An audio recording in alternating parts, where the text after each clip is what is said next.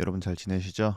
23년 초 미니 불장을 예언한 코인 복지사입니다. 근데 뭐 그냥 어쩌다가 그냥 운 좋아서 맞은 거죠. 이게 뭐 중요합니까? 뭐 아무튼 오늘 디스코드에서 해골물님이 제안해주신 안건에 대해서 이야기해 보려고 합니다. 사실 이거랑 비슷한 이야기를 얼마 전에 그 다른 CCT 분이랑 사석에서 밥 먹으면서 이야기한 적이 있는데 뭐 내용은 그래요. 첫 번째로 NFT는 매매가 너무 어렵다. 단타보다는 스윙으로 다가가고 싶은데 길게 보면 수익이 난 적이 없었다. 그래서 매도 방식이나 멘탈 관리에 대해서 제 생각을 좀 들어보고 싶다라고 이야기를 해주셨는데, 네, 뭐 원래 하던 대로 일단 깔끔하게 내용만 말씀드려보자면 매수 시점은 크게 고민을 하지 않습니다. 디스코드, 트위터 등에서 분위기를 파악하고 하이프가 좋고 현 시점 기준으로 업사이드가 열려 있다고 생각하면은 뭐 지금 가격이 어떻든 간에 매수를 하는 편입니다. 물론 뭐 당연히 민팅을 하거나 민팅 후에 던져지는 물량들을 최대한 싸게 줍줍을 하는 게 최고이긴 하죠.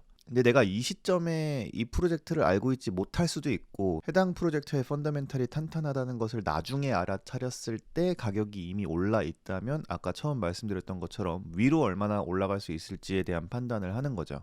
가치 판단의 기준은 보통 프로젝트의 컨셉이 얼마나 참신한지, 뭐 디스코드 활성화, 트위터 활성화, 총 발행량, 이와 비슷한 발행 개수의 프로젝트들이 뭐 첫날 거래량이 얼마였는지, 올타임 하이가 얼마였는지, 그리고 가장 중요한 NFT에서 가장 중요한 이 프로젝트가 어떤 셀럽, 어떤 인플루언서랑 연관이 있는지, 하이프를 어떻게 줄 수 있는지 이런 것들을 좀 찾아봅니다. 뭐 이런 걸 보면은 대충 최종 가격을 한번 예측을 해볼 수는 있어요. 근데 이 가격까지 갈 수 있나요? 확실한가요? 라고 물어보면은 그거에다가 내 자산을 무조건 몰빵하기에는 리스크가 큽니다. 저는 보통 NFT를 매수할 때 둘 중 하나로 하는 편이에요. 개수 기준으로 10개에서 30개를 스위핑 또는 총액 기준으로 1에서 2위 더 스위핑, 이렇게 해서 가격이 변동이 있을 때, 그러니까 거래가 가장 활발하게 이루어지면서 가격이 올라가고 있을 때 매도를 합니다. 이 과정에서 본전 맨징을 하죠. 이 이후에 가격이 아주 많이 올라서 배가 아플 수도 있어요. 근데 이건 그냥 내 본전을 지키기 위한 행동이고요. 수익을 보려는 움직임이 아닙니다. 수익은 이 이후에 남은 물량으로 매도를 통해 만들어 가는데요. 이 이후 물량들은 저는 보통 천천히 매도를 하는 편이에요. 그것도 아주 천천히, 뭐 보통 가격이 쫙 올라서 올타임 하이를 찍죠. 그리고 이제 가격이 내려와요. 물론 저 최고점에서 매도를 하면 아주 좋아요. 근데 그게 그렇게 되지 않죠. 여러분들도 잘 아시죠. 그래서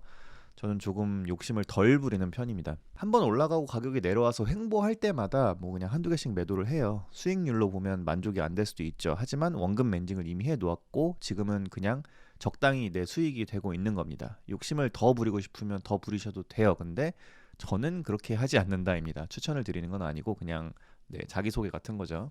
여기에 이제 제가 장기적으로 홀딩하고 있는 것들에 대해서 이야기를 해보자면 다 아실 거예요. 저희 멤버십 분들만 지금 보고 계시니까 뭐 대표적으로 지금 장기 홀딩 하려고 있는 것들이 뭐 킁즈 베이비, 캡틴즈, 감자, 그리고 지금 나오진 않았지만 요가 패치도 있을 거고요. 사시미 작가의 이로이로 프로젝트 때문에 덴데카된 그 오미쿠지도 제가 홀딩 중이고요. 디지문크 제네시스도 민팅 목적으로 들고 있습니다. 그리고 마지막으로 지뉴인 언데드도 지금 계속 들고 있는 상태예요. 이런 것들은 제가 애초에 장기적으로 홀딩할 작정으로 매수를 했거나 특정 시점까지 특정 목적을 위해서 들고 있는 거죠. 그러니까 가격이 어떻게 되었건 간에 이런 종류의 것들은 그 로드맵을 보고서 진척이 얼마나 됐나 이런 걸 보고 그걸 매도를 실행하는 편이에요. 뭐 물론 그 당시에 가격이 높으면 당연히 좋겠죠.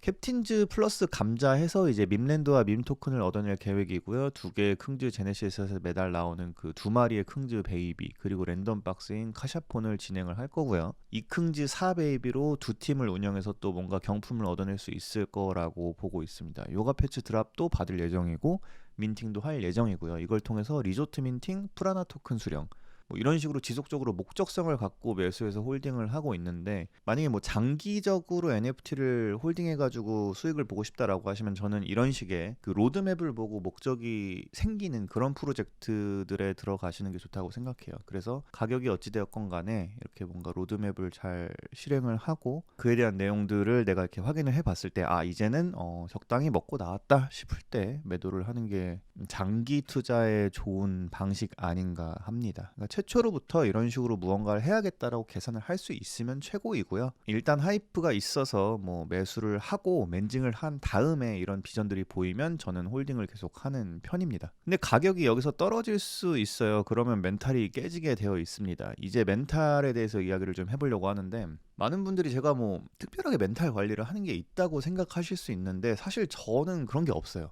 정확히 말하면 저는 별 생각이 없습니다. 제가 돈을 좀 벌어보고 만져봐서 뭐 이렇게 된 거냐? 아니에요. 그냥 이거는 제가 보기엔 그냥 천성인 것 같습니다. 저는 회사에 다닐 때도 그랬고 자영업을 할 때도 그랬고 17, 18년도 넘어가면서 하락장 있을 때 있잖아요. 그때도 그랬고 20에서 21년도 넘어가는 불장 때도 그랬고 특별히 내가 돈을 많이 벌고 돈을 잃는다는 거에서 별로 감흥이 없어요. 저는 좀 더 본질적인 가치에 신경을 쓰는 편이고 내가 지금 손해를 보아도 홀딩 중인 것은 분명히 내가 가치를 인정했고 펀더멘탈이 확실한 것이기 때문에 언젠가 다시 올라갈 것이라고 생각을 하고 있습니다. 물론 멘탈이 깨지지 않기 위해서 자산 가격이 상승했을 때 매도를 좀 합니다. 이걸로 인해서 가격이 다시 내려갔을 때 이제 우울하지 않을 수 있다는 거죠. 그러니까 상승장 때 매도해 놓은 수익 플러스 내려가도 분명히 다시 올라갈 것이다 라는 내 인사이트에 대한 확실함, 중요한 건 꺾이지 않는 마음이죠. 그런 것들을 저는 갖고 있어서 멘탈에 흠집이 많이 가지 않는 것 같습니다. 우선 내 인사이트에 대한 확신이 있다는 것은 어떨 때는 약점으로 다가올 때도 있어요. 손절매를 쳐야 맞는 구간인데 내가 맞다고 생각하니까 매도를 하지 않는 거죠. 저는 정말 손절매를 잘 안 하는 편이고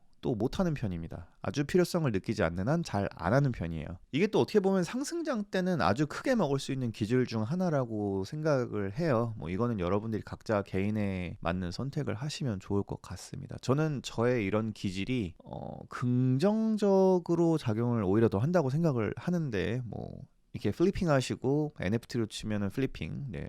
뭐 코인으로 치면 그러니까 토큰으로 치면 이제 트레이딩 하시면서 뭐 단타 하시는 분들 있잖아요. 스캘핑 하시는 분들. 그런 분들의 입장에서는 이건 굉장히 안 좋은 기질이 될 수도 있겠죠.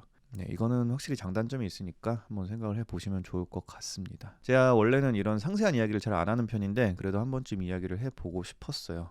이 다음에는 상승장을 대비하는 투자자 입장에서 해보아야 할 것들에 대한 컨텐츠를 만들어 보도록 하겠습니다. 벤틀리 타시기 바랍니다. 복지사였습니다.